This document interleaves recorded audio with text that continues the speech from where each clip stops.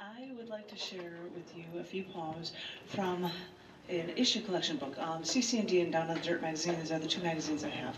We do issue collection books, so there's three of them, and they are sold. And this is an expanded one because it not only has the 3 issues for the second half of the year, but it also has 2 retro issues.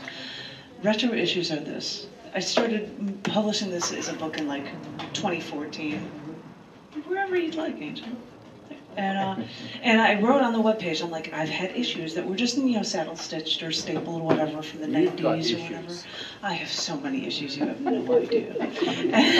And I said to anybody, if you had an old issue that you would like to see reprinted this way, let me know, I would be happy to do it. And 2 of them were done from May of 1996 and from May of 2008. So they are in this thing, as well as a couple of chapbooks. So there's just, and it's like almost 500 pages. It's a big frickin' volume. It's huge. But one person who bought it was sharing that they thought this was the best volume of collection stuff from cc&d ever. And I thought that was the coolest thing to hear.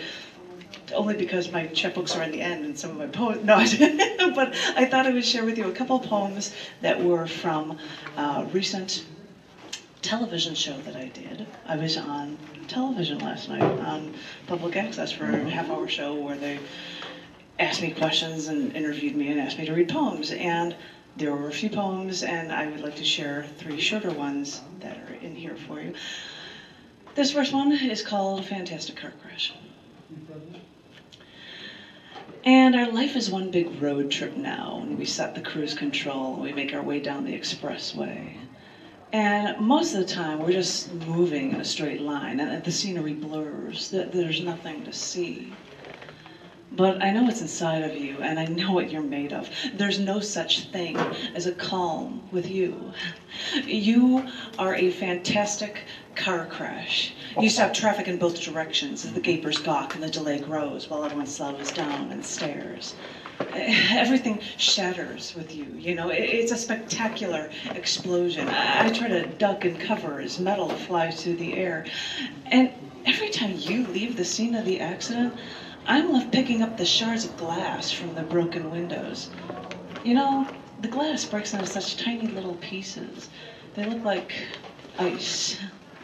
It takes so long to pick up the pieces. And even though I'm careful, I'm still picking up the pieces, and I'm still on my knees, and the glass cuts into my hands, and my blood drips down to the street.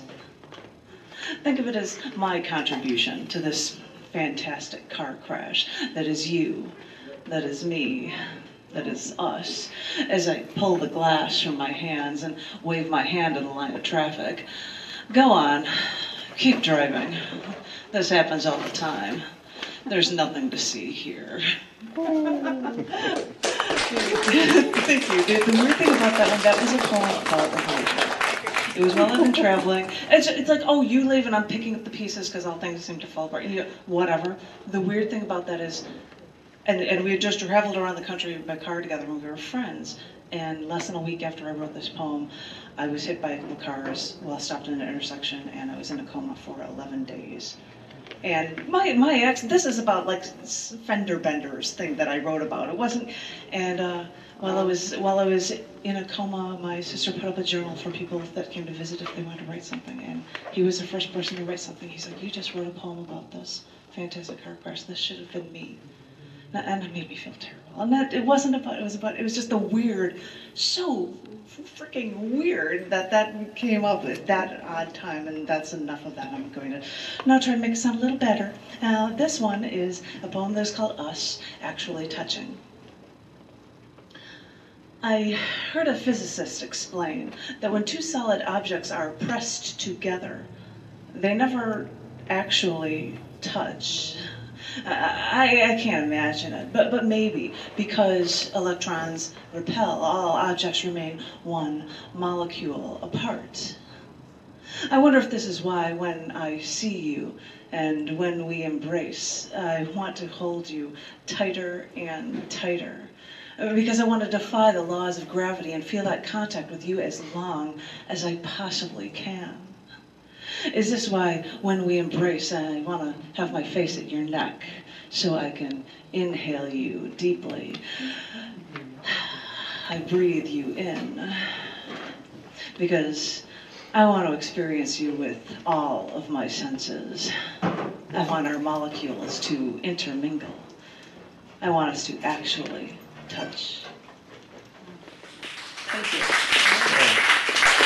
So for this last one, I have to do sound effects.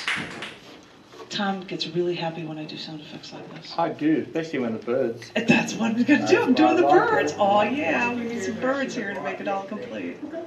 And we'll see how these birds sound. When I had birds, when I had a bamboo forest, Wow. I didn't get that quiet. Hey, where are my birds? Louder. That's it. Singing birdies. Happy birds. I hope that sounds nice. It's a short piece and it talks about our birds. This is what I'm sharing with you. This is called, and this was originally done in a feature from Expressions, I believe, at the Baha'i Faith Center. This is called Ultimate Connectivity, A Bird in the Hand. So, after a night camping at Bryce National Canyon, yeah, there was snow on the ground, but my sleeping bag zipper wasn't broken. I got out of my tent in the morning, and a few little birds fluttered by. Now, one seemed to hang out a little too close, so I put some grain on the palm of my hand, stretched out my forearm, and remained perfectly still. Almost on cue, less than 2 minutes later, the bird landed on the palm of my hand and enjoyed the bounty I gave them.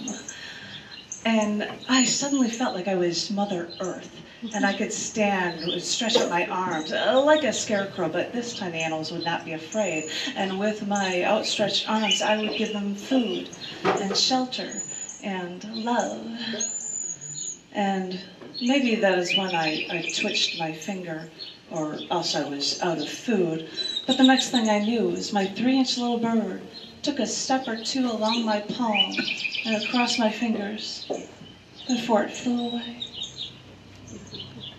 Wow, thank you. I'm really grateful. Then, sorry, you're not going to get the words on that.